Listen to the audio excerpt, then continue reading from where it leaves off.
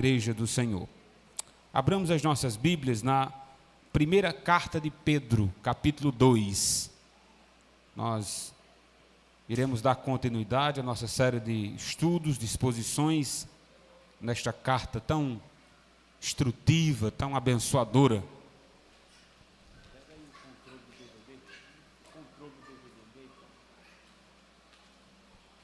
Primeira carta de Pedro, capítulo 2, pertinho aí de Apocalipse, para você encontrar. Apocalipse voltando, você vai encontrar com mais facilidade. Primeira carta de Pedro, capítulo 2, do versículo 1 ao 10. Em seguida, eu convido aqui o diácono Zaqueu para orar, intercedendo por mim e agradecendo a Deus a leitura. Despojando-vos, portanto, de toda maldade e dolo, de hipocrisias e invejas, e de toda sorte de maledicências. Desejai ardentemente, como crianças recém-nascidas, o genuíno leite espiritual, para que, por ele, vos seja dado crescimento para a salvação. Se é que já tendes a experiência de que o Senhor é bondoso, chegando-vos para ele a pedra que vive, rejeitada assim pelos homens, mas para com Deus eleita e preciosa. Também vós mesmos, como pedras que vivem, sois edificados casa espiritual, para ser de sacerdócio santo, a fim de oferecer de sacrifícios espirituais agradáveis a Deus por intermédio de Jesus Cristo. Por isso está na Escritura: eis que põe em Sião uma pedra angular, eleita e preciosa, e quem nela crê não será de modo algum envergonhado. Para vós outros, portanto, os que credes, é a preciosidade, mas para os descrentes, a pedra que os construtores rejeitaram. Essa veio a ser a principal pedra angular, e pedra de tropeço e rocha de ofensa. São estes os que tropeçam na palavra, sendo desobedientes para o que também foram postos. Vós, porém, sois raça eleita, sacerdócio real, nação santa, povo de propriedade exclusiva de Deus, a fim de proclamar as virtudes daquele que vos chamou das trevas para a sua maravilhosa luz. Vós sim, que antes não eres povos, mas agora sois povo de Deus, que não tinhais alcançado misericórdia, mas agora alcançastes misericórdia. Glória a Deus. Também saúdo, amada igreja, em nome de Jesus. Vamos orar agradecendo por a leitura. Querido e amado Deus, Pai celeste, Deus bondoso, Pai querido, na Tua presença, Senhor Jesus, aqui nos encontramos, Deus amado, para Te adorar e bendizer o Teu santo nome. Pai querido, nós queremos Te louvar por Tua grandeza, por Tua misericórdia, Pai, sobre a Tua igreja, Pai querido. Deus amado, vem abençoar grandemente, Pai, o ministrante da Tua palavra, Senhor Jesus. A leitura, Deus, que foi lida nessa noite, Deus, vem abençoando grandemente, Pai, que o Teu servo possa, Senhor Jesus, compreender, Senhor Jesus, poder explicar a Tua palavra aos nossos corações. Pai, que nós possamos guardar a Tua palavra, querido Deus, nessa noite, Deus, nós queremos Te agradecer. Em nome de Jesus, amém. Amém. Glória a Deus, podeis se assentar. Meus irmãos, uma das maravilhas de estudar a palavra de Deus é nos deparar com os confrontos que a Escritura tem a nos dizer, tem a nos confrontar. Geralmente nós vamos às Escrituras à procura de mensagens que nos auxiliem, nos encorajem, para que a gente siga avante. Nas Escrituras tem essa mensagem, sem dúvida, mas também existe aquelas mensagens, aquelas passagens bíblicas que têm um só propósito: nos cobrar da parte de Deus, através das Escrituras, um posicionamento nosso. Como devemos agir, como devemos nos comportar. As Escrituras é cheia dessas exortações e orientações. Nós vimos na mensagem anterior sobre as atitudes do salvo. Nós vimos à luz do capítulo 1, versículo 13, até a conclusão do capítulo, de que o salvo, ele tem um pensamento diferente. A maneira que nós pensamos, a nossa mente é cativa à mente de Cristo. Nós vimos que a conduta do cristão é guiada pela santidade no viver, como santo é o nosso Deus. E também vimos que o amor acompanha as obras de um salvo. Aquele que não ama, aquele que está cheio de ódio, aquele que tem dificuldade de comunhão, sem dúvida precisa rever o conceito de salvação que as Escrituras tanto nos orientam e nos ensinam. Pedro, no capítulo 2, ele não vai mudar o foco. Ele continua falando acerca do salvo, ele continua falando sobre aqueles que tiveram encontro com Jesus, só que agora ele muda a perspectiva sobre crescimento. Imagine, irmãos, se eu perguntasse aos irmãos se nós somos os mesmos desde o dia que entregamos a vida a Jesus. Será que nada em nós mudou? Se fosse perguntado a cada um de vocês sobre a sua posição, sobre a sua maturidade, sobre a sua conduta, estamos melhores do que começamos? Ou nós paramos no tempo? Será que as Escrituras apresentam a nós uma estagnação? Não, pastor, chegou um momento que está bom. Acho que tudo que eu sei, tudo que eu aprendi, toda a maturidade que tenho, está bom demais. Meus irmãos, a segunda carta de Paulo a Timóteo foi escrita quando o apóstolo Paulo estava velho e preso. É uma das cartas de prisão do apóstolo Paulo. Mesmo preso, ele orientou que quando Timóteo fosse visitá-lo, trouxesse para ele os pergaminhos. Como é que pode um velho preso ainda queria ler alguma coisa? Ainda queria examinar as Escrituras, pois era nos pergaminhos e nos papiros que estava escrito o Antigo Testamento e parte do Novo. Por que Paulo, velho preso, se interessou por isso?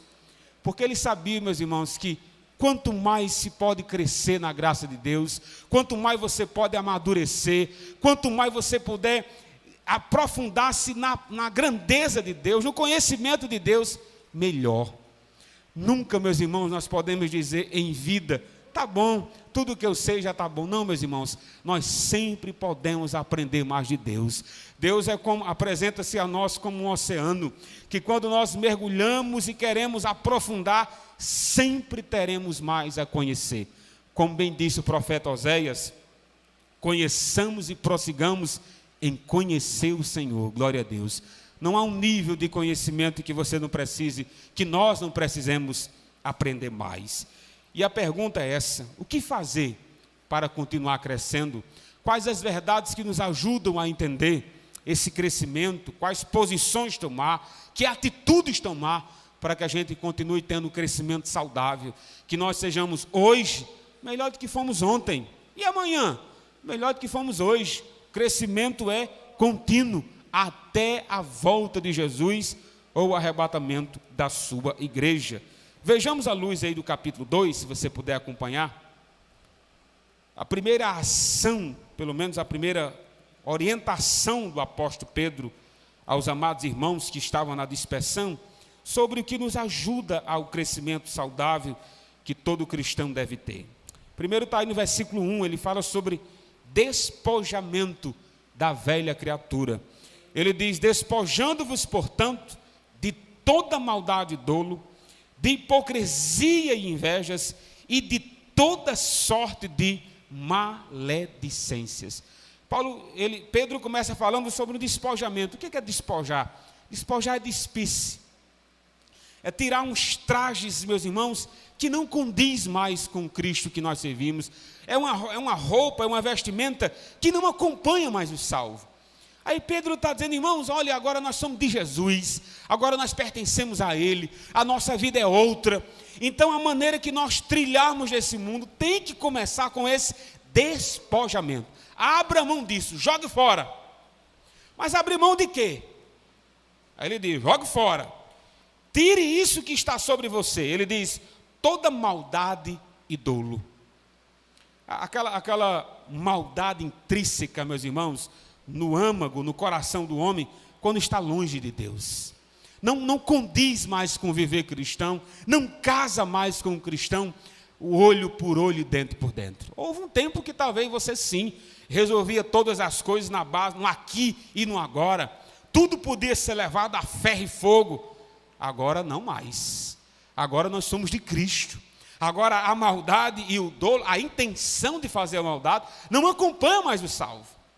Agora nós queremos crescer, e para crescer tem que deixar a bagagem velha para trás, para que você possa andar aliviado com o que Cristo fez e faz na minha vida e na sua. Aí ele diz, não apenas isso, se despojando da maldade e dolo, ele diz, da hipocrisia e da inveja. É querer apresentar aquilo que não somos, que é a hipocrisia. Tanto combatido por Jesus, combatido pelos apóstolos, é quando nós queremos apresentar uma capa, apresentar uma conduta que agrada aqueles que estão em nossa volta, mas não agrada a Deus.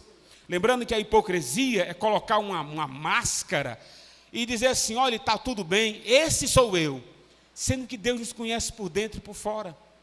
Aí Pedro está dizendo, meu irmão, se nós queremos crescer, nós devemos despir da maldade e dolo, devemos despir da hipocrisia e da inveja. Meus irmãos, a inveja não casa mais com o cristão. A inveja é daqueles que prosperam na vida, como bem disse Asaf, no Salmo 73, ele um dia admirou aqueles homens ímpios e maus, e parece que estava nascendo no coração de Asaf uma inveja daqueles que eram desobedientes, blasfemos, e estavam prosperando. Até que Asaf teve uma resposta de Deus quando foi ao templo, de que não vale a pena olhar com essa perspectiva. Talvez um ímpio, ele tenha dinheiro no bolso, talvez o ímpio, ele tenha uma casa confortável, um carro bom, mas ele só tem isso. O ímpio só tem isso, nós não. Se Deus usar da sua graça e misericórdia, a gente pode ter conforto, mas acima de tudo isso, nós temos Deus como nosso Senhor, nós temos Jesus Cristo como nosso Salvador. Aí Pedro está dizendo, então não tenha inveja. Não tenha inveja, que o nosso viver seja despido dessas coisas, porque nós temos um alvo, agradar a Cristo e nos crescer e fazer com que o crescimento seja a semelhança de Jesus. Aí Pedro continua dizendo, eu quero que vocês se despiam, eu quero que vocês tirem essa vestimenta, melhor dizendo. Aí ele diz, de toda sorte de maledicência, a menor maldade que possa vir aí. Parece que Pedro está querendo aqui fechar a porta e colocar um cadeado. Ele já falou sobre hipocrisia, ele já falou sobre dolo, falou sobre inveja. Aí ele disse, não, preste atenção, eu quero que a gente se livre de toda sorte de maledicência, toda sorte de maldade, porque agora nós somos de Cristo. Não casa mais a nossa conduta da maneira que nós tínhamos antes. Não faz mais coisas velhas, se passaram. Eis que tudo se fez novo. Então, nós queremos crescer, é preciso que haja um despojamento da velha criatura. Não apenas isso, Pedro também vai dizer, meus irmãos, se nós queremos ter um crescimento saudável, está aí no versículo 2, que versículo bonito, né? Ele diz aí, é o contraponto, né? Primeiro a gente tem que se despir, agora ele vai dar o ponto positivo, agora eu quero que vocês vistam-se disso. De quê? Aí ele diz, desejai, glória a Deus, desejai ardentemente como crianças recém-nascidas, o genuíno leite espiritual, para que por ele vos seja dado crescimento para salvação. Pedro está dizendo assim, a gente tem uma vestimenta, meus irmãos, mas agora que nós somos de Jesus, vamos se despir dela, vamos deixar essa natureza velha para lá. Agora, eu quero que vocês desejem o que vem de Deus, aleluia. E ele é tão enfático, ele quer chamar a atenção do leitor, quando ele usa várias expressões, antes de ardentemente, como crianças recém-nascidas, aí ele diz, o leite, o genuíno leite espiritual. Meus irmãos, o que seria esse leite espiritual? Para nós, trata-se da palavra, seja a palavra de Deus, quando o seu coração arde pela palavra de Deus, e você bebe assim como uma criança recém-nascida. Meus irmãos, o leite materno para uma criança recém-nascida, não dá para você chegar para a criança recém-nascida e dizer assim, ó meu filho, vamos começar uma dieta, você não vai mamar, você vai beber só água. O que vai acontecer com essa criança? Ela vai morrer. Tirar aqui esse leite materno, você que nasceu hoje, eu vou tirar o leite materno e vou dar para você aqui caldo de feijão. O que vai acontecer com essa criança? Ela vai morrer. O leite materno para um recém-nascido é algo primordial, essencial, inegociável. Ele precisa do leite materno para que cresça saudável, para que tenha anticorpos. Isso todo mundo sabe. Aí Pedro está dizendo, pois bem, se todo mundo sabe que recém-nascido precisa de leite, todo cristão deve saber que eu preciso da palavra de Deus para crescer. Eu preciso da palavra de Deus para me fortalecer. E isso é inegociável. Sem a boa palavra de Deus, sem a sólida palavra de Deus, a gente murcha. Nós temos um crescimento raquítico, pequeno, mesquinho. Mas não é o que Deus quer para nós. Deus oferece para nós, que somos seus filhos, o leite espiritual, que é a sua palavra. Qual o objetivo desse leite? Aí Pedro diz, de acordo com que você se alimenta desse leite espiritual, de acordo com que você bebe esse leite espiritual, aí Pedro diz, no final, por ele vos seja dado crescimento para salvação. Meus irmãos, quanto mais de Deus você tem, quanto mais de Deus você estuda, quanto mais da palavra de Deus você... Salvação. Ô pastor, mas eu não já estou salvo? Ainda tem um crescimento por vir? Claro, irmãos. Nós fomos salvos, estamos sendo salvos e seremos salvos. A salvação nas Escrituras, ela se apresenta com o que foi conquistado na cruz, passado. Com a vida de santidade, presente. E a glorificação, que é o futuro do salvo. Então Pedro está dizendo que nós devemos crescer a cada dia. Se parecer com salvo, se parecer com mais salvo, glória a Deus. Quer dizer, primeiro eu tenho que me despir da velha natureza. Agora eu tenho que desejar o que vem de Deus, que é o leite espiritual. Glória a Deus. Se nós queremos ter um crescimento, meus irmãos, Pedro vai dizer também, já que eu tenho que desejar, ele diz aí no versículo 3, o efeito dessa salvação. Ele diz assim, se é que já tendes a experiência de que o Senhor é bondoso. Irmão, se é que, pelo menos no nosso português, lembra-nos de algo que é condicional, né? Se você realmente souber que o Senhor é bom, beleza, Ele é bom, mas vai que você não saiba. Pedro não está falando aqui de uma condicional, Pedro está dando uma certeza. Todo salvo, toda pessoa que bebe do leite espiritual, todo crente que se alimenta da palavra, ele sabe que o Senhor é bom, glória a Deus. Por que eu sei que o Senhor é bom? Porque Ele nos salvou, meus irmãos, glória a Deus. Ele morreu na cruz por nós. Nós sabemos, aqui não é uma dúvida, aqui é uma certeza, já que sabemos que o Senhor é bom pela nossa experiência. Mas, irmão, uma coisa é eu falar sobre salvação, né? Outra coisa é nós vivermos, sentirmos, experimentarmos essa salvação. É o que Pedro está dizendo aqui. Meu amigo, quando você bebe o leite espiritual, quando você se alimenta e você tem a experiência que o Senhor é bom para conosco. Imagine você só ouvir testemunho, né? Ou eu sei que Deus é bom com o vizinho da direita, eu sei que Deus é bom com o meu vizinho da esquerda, eu sei que Deus é bom para o vizinho da retaguarda ou da vanguarda. Não, meus irmãos, Deus é bom conosco também, glória a Deus. Nós temos experiência para dizer o suficiente. Deus é bom para com o seu povo. E essa experiência faz com que nós cresçamos para salvação. Crescimento saudável, tem que haver despojamento. Crescimento saudável, tem que haver da nossa parte, meus irmãos, um desejo do que vem de Deus. Crescimento saudável, Pedro vai dizer, nós devemos se aproximar de Jesus. Se aproximar de Jesus com duas abordagens. Ele vai dizer aí do versículo 4 ao 7. A primeira é entendendo quem Jesus é. Olha o que diz aí o versículo 4. Ele diz, chegando-vos para ele, a pedra que vive, rejeitado assim pelos homens, mas para com Deus, que versículo bonito, né? Mais uma ação, né? Primeiro, despojamento. Segundo, desejo. Terceiro, ele diz, se aproxime. A minha Bíblia diz, chegando-se, ou chegando-vos. Mas por que eu tenho que chegar mais um pouco perto de Jesus? Aí Pedro diz, porque ele é a pedra que vive. Mas, irmão, vamos ser sinceros. A gente nunca viu uma pedra andando para cima e para baixo. Nós não fazemos ideia do que é uma pedra vive.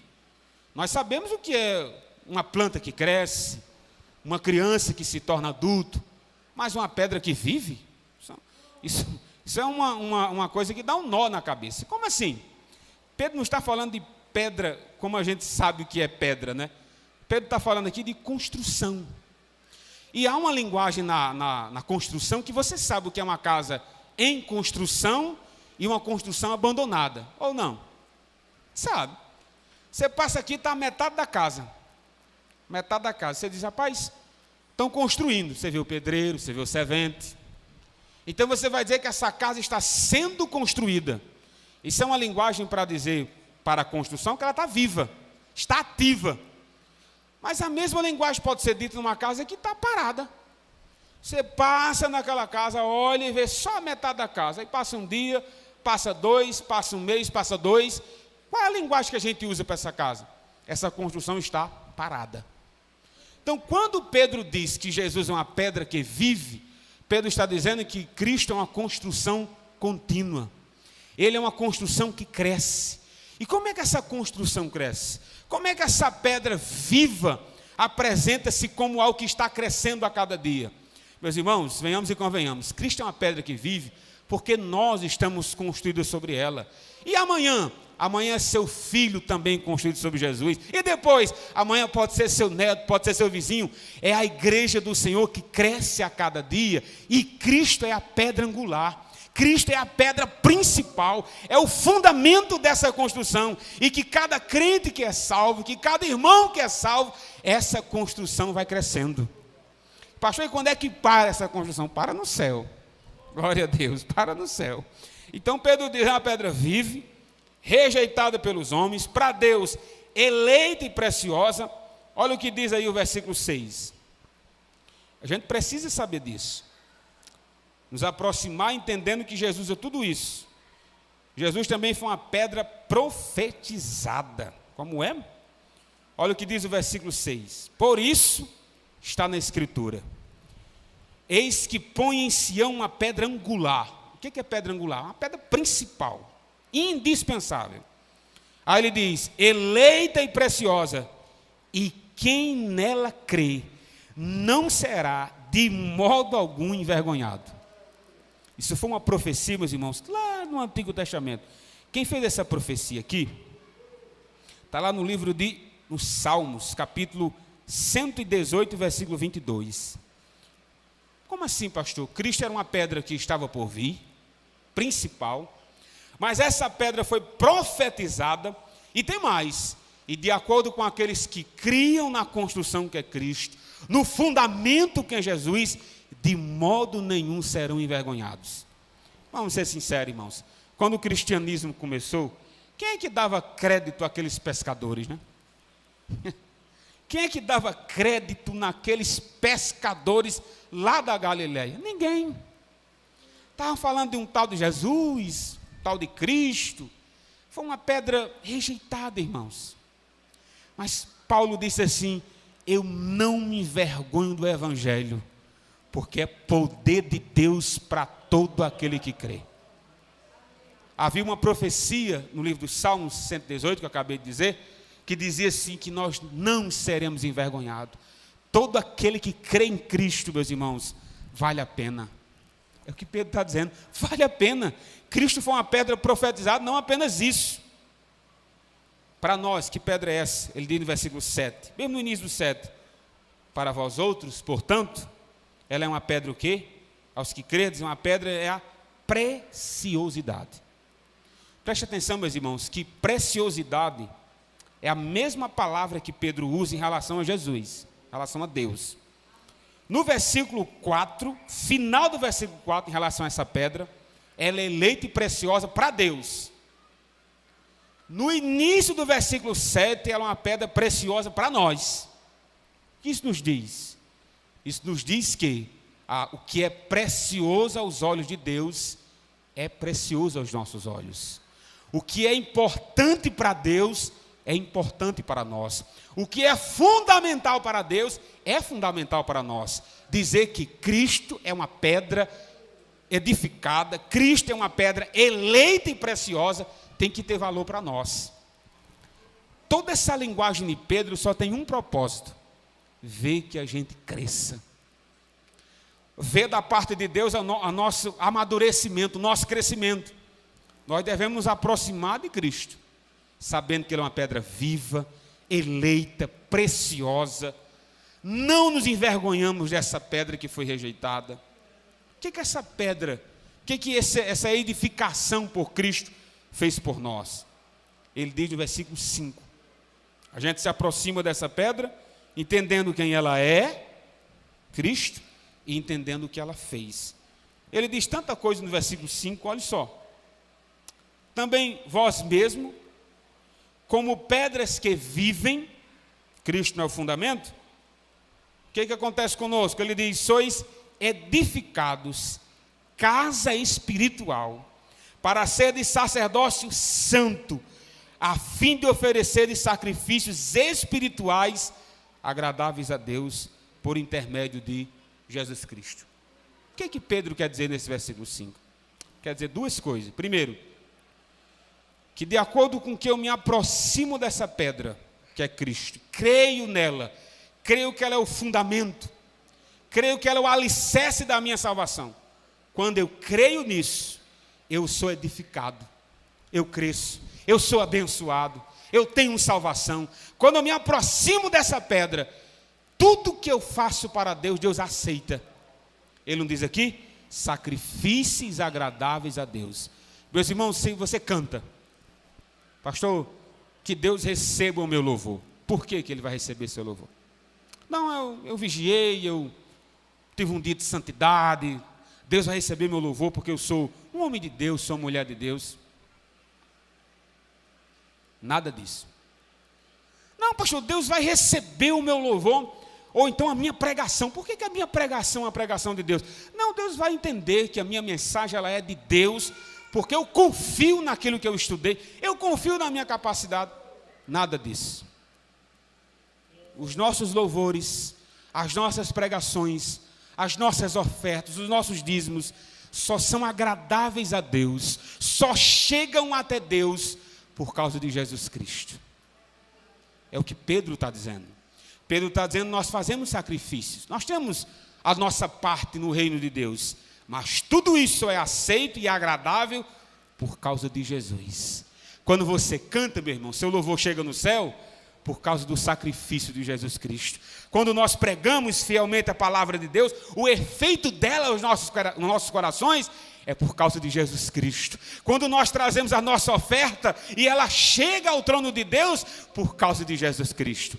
Pedro está dizendo: Cristo é uma pedra fundamental. Sem Ele nós não podemos cantar, sem Ele não podemos pregar, sem Ele não existe santidade. Ele é o nosso fundamento. Observe, irmãos, que Pedro está falando de valores inegociáveis. Pedro diz que que a palavra de Deus é um leite espiritual, como recém-nascido. Agora Pedro está dizendo que a construção da igreja acontece, a construção dos salvos, porque Cristo é a pedra angular. Tudo isso, irmãos, é para que a gente cresça. Para que a gente cresça. Continuando, ações que nos fazem crescer, está aí no versículo 7 e 8, é quando nós identificamos desobediente. Pastor, isso nos faz crescer? Demais. Demais. Olha o que diz aí, continuando 7. Para vós outros, portanto, os que credes, é a preciosidade. Para nós, Jesus é maravilhoso para nós. Mas para quem não crê? Aí Pedro vai dizer: olha, mas para os descrentes, para aqueles que não creem, a pedra que os construtores rejeitaram, está falando de Israel, eles que deviam ter propagado o evangelho, mas não fizeram. Aí Pedro diz: essa veio a ser a principal pedra angular. Versículo 8: pedra de tropeço e rocha de ofensa. São estes os que tropeçam na palavra, sendo desobedientes para o que também foram postos. Pedro agora, meus irmãos, ele faz uma divisão primordial. Que divisão é essa? Que Jesus Cristo, ele tem duas aceitações. Não tem 3 nem 4, só tem 2. Ou nós temos Jesus como nosso fundamento, e por isso nós somos salvos, por isso nós sentimos a sua presença, por isso nós crescemos, por isso que nós sabemos para onde vamos. Aí ele passa a ser uma pedra que nós não temos de que nos envergonhar. E nós somos edificados por ela. Mas tem a segunda oportunidade, tem a segunda chance. Rejeitar essa pedra. Aí Pedro diz, essa pedra pode esmagar você. Essa pedra pode condená-lo para sempre. Essa pedra pode afastá-lo de Deus para sempre. Pedro está dizendo que só existe 2 oportunidades aqui. Ou eu ser edificado nessa pedra, ou ser achatado por ela. Então, quando você chega para alguém e diz assim, quem é Jesus para você? Não tenho nada contra não, Jesus é um homem maravilhoso. Não, pois esse homem maravilhoso vai lhe esmagar um dia. Estou usando aqui a linguagem de Pedro, claro, né? Então, não tem meio termo. Ou Jesus é seu salvador, ou ele vai ser seu juiz. Ou ele no último dia será aquele que salvará você, o levará para o reino de glória, ou ele será aquele que o condenará e o afastará para sempre da sua presença. Irmão, não existe um terceiro caminho. Você quer crescer, meu irmão? Queremos crescer realmente na graça e no conhecimento do Senhor? Entendamos isso. Sem Cristo não há salvação. Sem Cristo não tem edificação. Sem Cristo não tem um louvor que Deus aceite. Isso é inegociável na linguagem de Pedro. Aqueles descrentes, e é preciso identificá-los, pela desobediência. Pastor, eu sou crente. Pastor, quem nunca pecou, atira a primeira pedra. Eu não quero saber da noiva do cordeiro. Eu não quero saber de comunhão. Eu gosto mesmo de carnaval, pastor. Eu estou triste porque não teve carnaval. Um indivíduo pode estar dizendo, mas eu sou crente. Pedro disse que nós identificamos essas pessoas como desobedientes à palavra. Eu já disse isso aqui, repito. Quem tem boca, irmão, diz o que quer, não é? Mas você identifica um salvo pela vida. Pela vida. E eu encerro a mensagem dessa noite sobre a última ação, meus irmãos, que nos fazem crescer. Está aí o versículo 9 e o 10. Aceite os privilégios e responsabilidades da fé. O que diz aí no versículo 9? Mesmo no iniciozinho. Olha que privilégio, né? Vós, porém, sois raça eleita, sacerdócio real, nação santa, povo de propriedade exclusiva de Deus. Se puder marcar esse versículo na sua Bíblia, marque. Versículo bonito, né? Sabe o que? Você é exclusivamente de Deus. Deus não negocia a sua vida com mais ninguém. Você é dele e dele somente. Para que a gente cresça, nós precisamos entender que nós temos um dono, glória a Deus. Nós temos um pastor, nós temos um pai, e um pai que nos ama. Um pai que diz que nós somos exclusivamente dele e de mais ninguém. Isso é privilégio, não é? Que todo o universo, o sustentador de todas as coisas, dizer, vocês são exclusivamente meus. Isso é um privilégio, mas tem diante desse privilégio. Aí Pedro encerra dizendo assim, por que vocês têm esse privilégio? Continuando o 9 e o 10, ele diz, a fim de proclamardes as virtudes daquele que vos chamou. Primeiro, das trevas para a maravilhosa. Antes não eres povos, mas agora sois povo de Deus.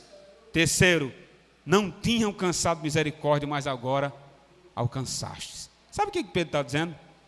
Já que nós temos o privilégio de ser povo exclusivamente de Deus, nós temos a responsabilidade de dizer que Jesus perdoa pecados, nos aceita como seu povo e servimos a um Deus misericordioso. Meus irmãos, quer crescer? Compartilhe, fala de Jesus, proclame as maravilhas de Deus, diga que nós éramos perdidos e fomos achados, nós estávamos debaixo da ira de Deus, mas agora achamos misericórdia, nós estávamos nas trevas, mas agora estamos na luz. Diga isso ao mundo. nós é que somos propriedade exclusiva de Deus. Temos essa responsabilidade. Que essa mensagem fique guardada em nossos corações. E entendamos que para crescer, tem que haver despojamento. Tem que haver um desejo da parte daquilo que vem de Deus. Tem que haver uma aproximação, entendendo quem é Cristo e o que Ele fez por nós. Temos que entender aqueles que não pertencem a essa pedra fundamental, que é Cristo. E nós devemos entender que nós temos privilégios e responsabilidades. Vamos orar ao Senhor. Na oportunidade,